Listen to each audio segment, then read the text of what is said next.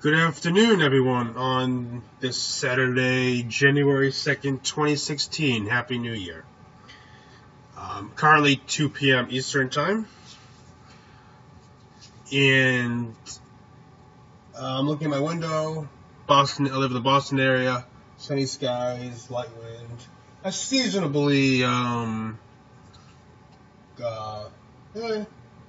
around where we should be this time of year, just in terms of weather. The ground, for the most part, is bare. A few white patches.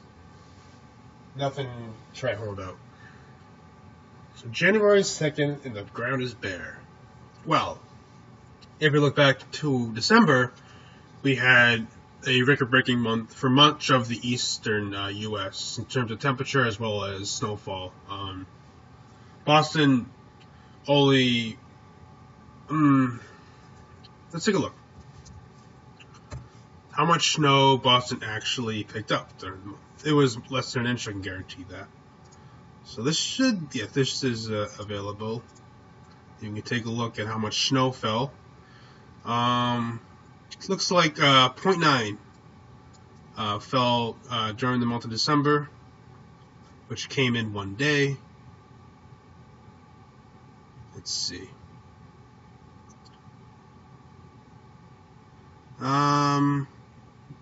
Not sure if that's the least snowfall on record. Likely is not. But yes, a very snowless month. And temperature, 10.6 degrees above average. That is impressive. 69 degrees on December 24th, Christmas Eve. Remember that? Wasn't too long ago.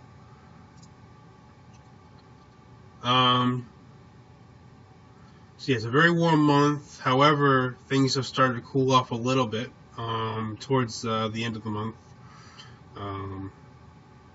By a good margin. Still a little bit above average, but you can kind of see the pattern. The temperature trend has been cooling, so maybe the pattern overall has been changing. So that's what we're going to try to figure out, what the pattern's going to do over the next couple of days to a week or two in the future. Looking beyond that is kind of difficult. Very complex pattern with the anomalous El Nino going on. That's really influencing a lot of what's going on worldwide, especially the U.S. Okay, so we're going to take a look at the Euro Ensemble. A couple parameters here, focus on 500 millibar spaghetti, as well as how that compares with the mean sea level pressure and thicknesses and 850 millibar temperatures. So we're going to start with the 500 millibar spaghetti. Just an overview of how to look at this. You have on the bottom here, it tells you exactly which line means. So this blue line corresponds with this 516 decimeter height, constant height. And you can kind of just give this a name, Arctic jet. This is your Arctic jet. This is pretty much the coldest of the cold is. Further south, this is your polar jet, or your 546 decimeter ISO height. And then here is your subtropical jet, 576 ISO height.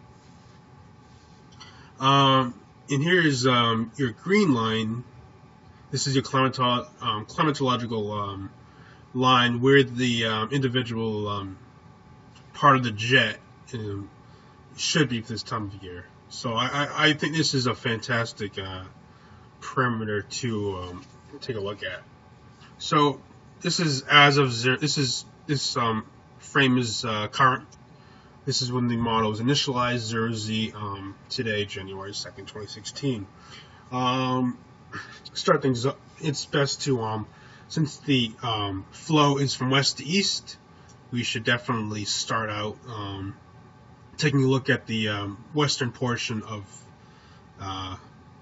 the continent here.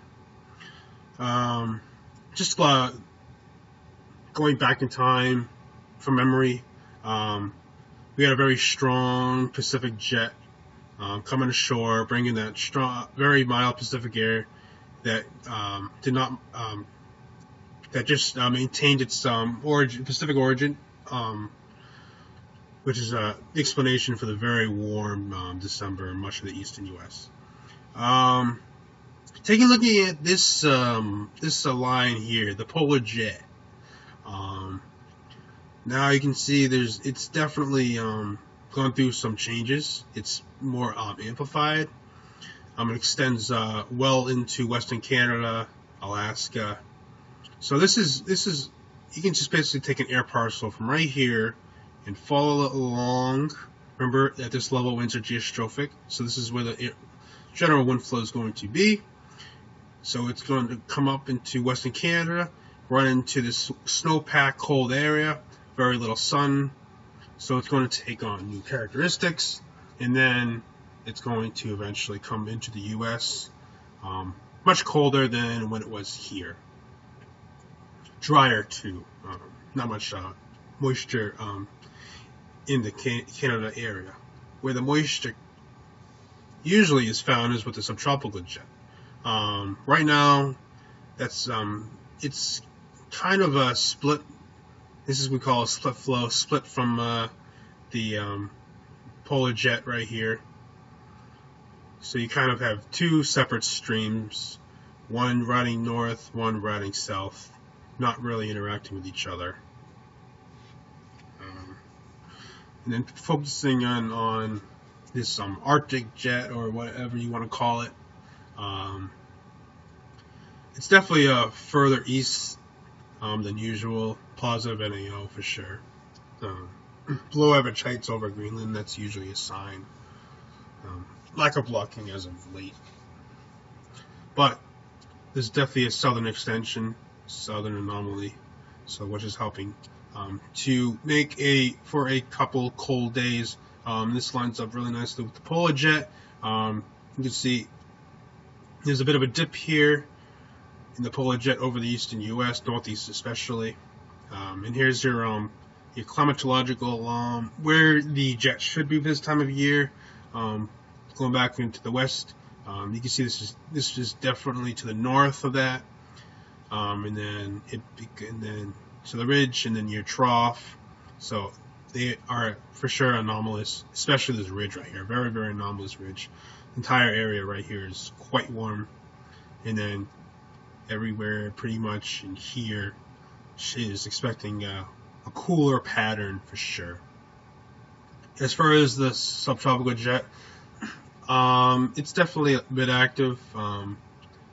It's definitely amplified a little bit, the southeast ridge idea, but for now, it's not really impacting the weather too much. So let's project this out a bit. So now you see these lines, they're starting to spread out. You're starting to get these this spaghetti look. So each individual member of the ensemble is being shown here, as well as this solid white line, which is the operational, which is right now pretty much overlaid with the ensemble mean. A few areas not really too concerned with. But yes, the operational line and the ensemble mean lines are fairly they line up with each other, and that can be a good indication of how well the models the closer they are, it gives you more confidence. There's less solutions that are being shown.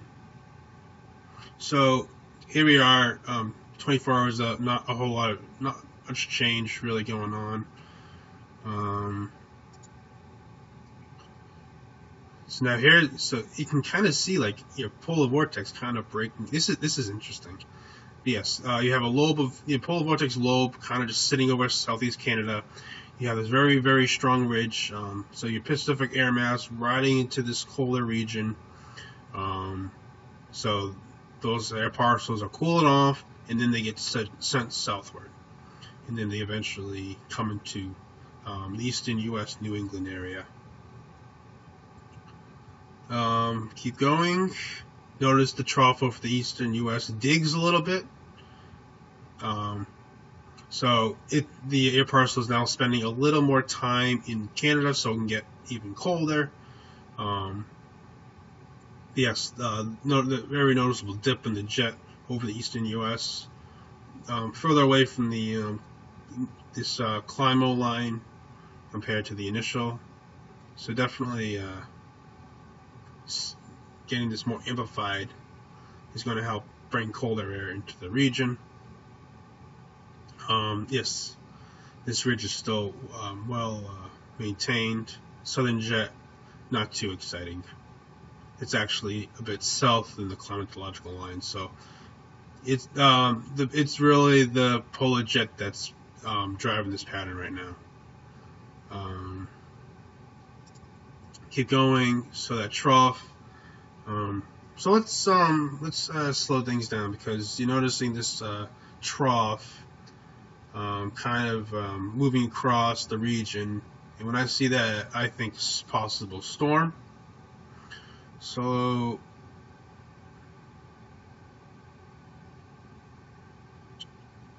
let's see if there may be any sort of precipitation with this, or any sort of areas of low pressure.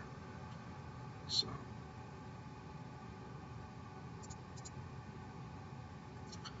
here we are. So there's a low pressure that rides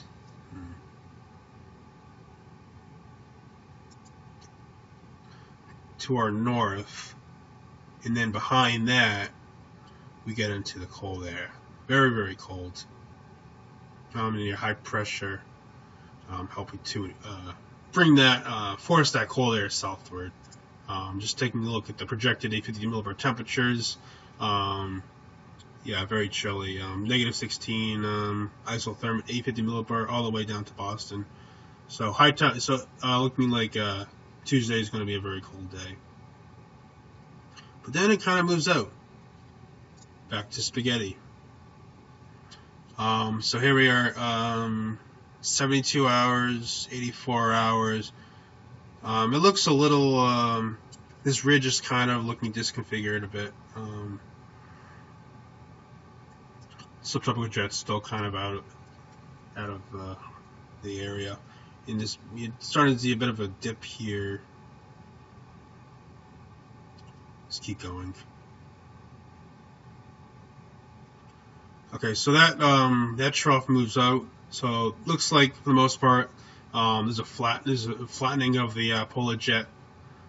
You can see now it's above the climatological line here, so indicating a slight warming trend. Middle part of next week, so we should see the 50 millibar temperatures warming up significantly.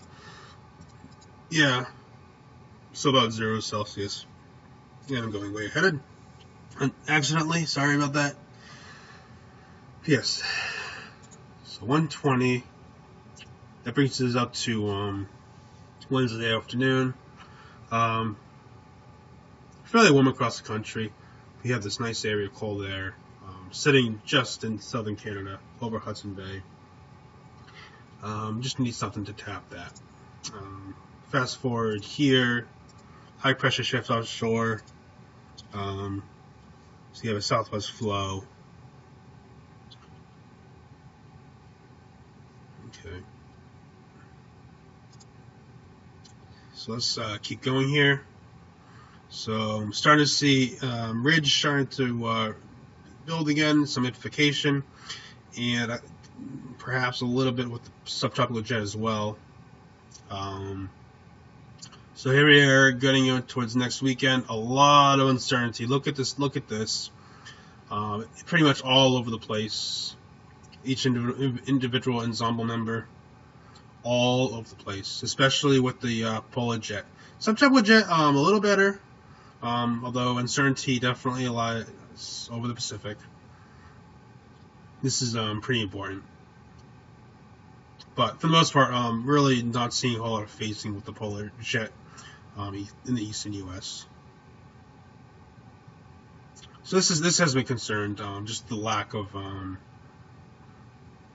agreement amongst the individual ensembles.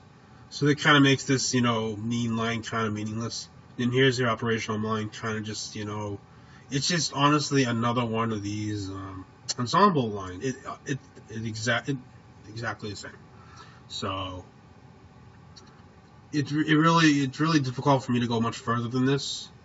Just just such disagreement with each individual ensemble member, and seeing how this current pattern, it really is the polar jet that's dominating. And if the dominant jet, if the models can't handle how this jet is going to change through time, it really does not make sense to continue to move forward, as you're just going to keep on getting these insane solutions. But I can keep going, and it looks like, for the most part, our ridge builds back into Western Canada. After all that mess, we do see a return to a colder pattern after things flatten out. So big, nice big trough being carved out into the country. And the split flow might be going away. We'll see. There's definitely some amplification with the subtropical jet as well. So we'll have to see. And there's mention of a storm around here. Yeah, here's your storm track. Again, here's your subtropical jet. It's kind of, split in the eastern U.S. especially. Here we go. Sea level pressure. Remember, this is the ensemble mean, so everything is kind of composited into one single image. So yeah, you have an area of low pressure, and you have a nice this kind of I would call this a blob, definitely. So the low pressure really can't penetrate that. So really, what it can do, it can follow these thicknesses, and it pretty much brings it kind of across the Mid-Atlantic states. This far out, it's kind of hard to tell how strong this is, or the southern extent. So yeah, this is I think this is a very important factor in the eventual track of this, as well as yes. So you can pretty much see. I really think it is this guy right here that determines the track of this low pressure. 156. Yeah, a lot of different solutions this time. This makes me very nervous.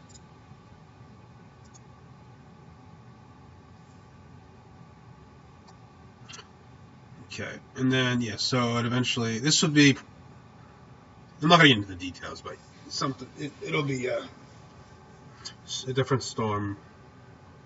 Yeah, it's something similar to what we had last week. Kind of storm running into the Ohio River Valley and then kind of transferring to the coastline. Do we have much cold air really in place? Not really. It's kind of just stuck up here. So yeah, taking this verbatim, this would be a rainstorm for Boston, good snowstorm for northern New England. Maybe initially snow, but really looking at these 850 temperatures, really isn't much cold air in place, although we're way too far out. I'm not going to go much further with this individual storm, but the storm possibility is there. Question is there cold air? And that'll be determined by the track, I think. And we can keep going out even farther. Yes, look at this pattern. It is a very cold pattern. You have a very broad trough over much of the Midwest, just everywhere east of the Midwest. Is just east of the Rockies is just in this bowl right here, arc of Canadian air. And I'm just looking at this blue, the 516, all that kind of just possibility of getting this into the area. That's cold. So, and honestly, this line should be up here. See, this is definitely a cold pattern. Especially once this moves through, you have this very cold air just sitting here. I think this low will help force this air mass into the country. And just look at this. This is very cold. So while this might not produce snow where you live, it will certainly help tug. Look at this. This is very cold. So you have cold air also coming across the poles here, helping to feed this, give it some more cold air, making it very impactful. So this is a very cold setup as we head into the second week of January here. Definitely kind of crazy when you look at each individual line, but overall, a cold pattern looks to set up for the second week of January. And just finish it off here. It still remains fairly cold.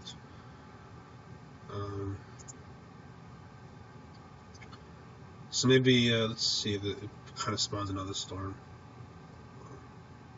So that moves away. Very cold air coming in. Okay, so there is another storm right here, kind of. Okay.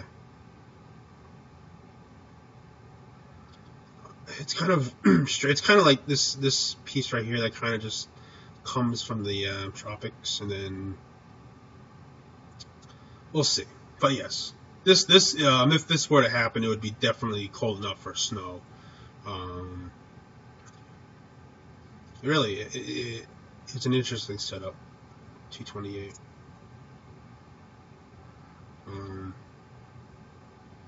We'll have to see. Yeah, definitely cold enough.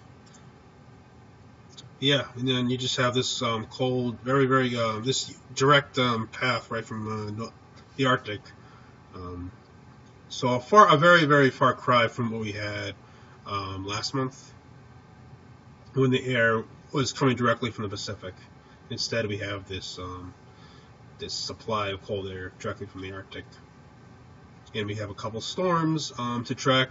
I'm definitely more interested in this one right here, as there'll be much more cold air in place. I think this this storm for the 9th, January 9th, I think kind of sets the stage for this storm right here, as we have much more cold air available, and that'll be coming to the country. Track, who knows if this even exists come next couple of model runs. Yeah, I think I'll stop it here. Just a brief conclusion. Colder pattern as we head deeper into January, with storm chances increasing as we get into the second week of January. Have a good day.